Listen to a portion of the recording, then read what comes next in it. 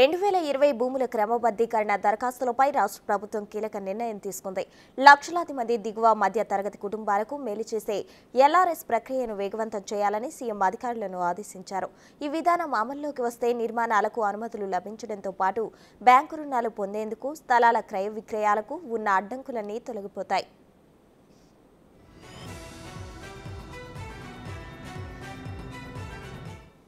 2020 August 31 నుంచి October 31 వరకు 2 నెలల పాటు గత ప్రభుత్వం ఎల్ఆర్ఎస్ దరఖాస్తులు స్వీకరించింది.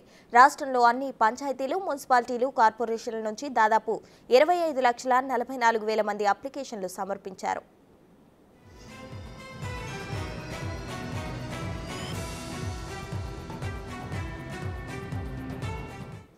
ఓపెన్ ప్లాట్లు, నాన్ లేఅవుట్లకు దరఖాస్తుదారులు ₹1000 ఫీజు చెల్లించి తమ డాక్యుమెంట్ కాపీని సమర్పించారు.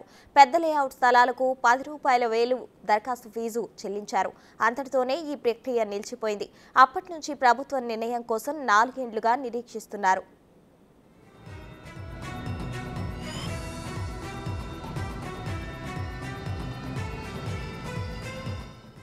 వివిధ కోర్టు కేసులతో ఈ ప్రక్రియ ఆలస్యమైందని రిజిస్ట్రేషన్ శాఖ అధికారులు సచివాలయంలో జరిగిన సమీక్ష సమావేశంలో సీఎం దృష్టికి తీసుకెళ్లారు.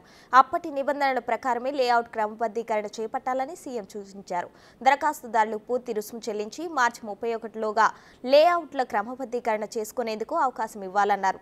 దేవాదాయ, వక్ఫ్, ప్రభుత్వ కోర్టు పరిధిలో ఉన్న భూములను తప్ప ఇతర లేఅవుట్లను తక్షణం క్రమబద్ధీకరించాలని సూచించారు.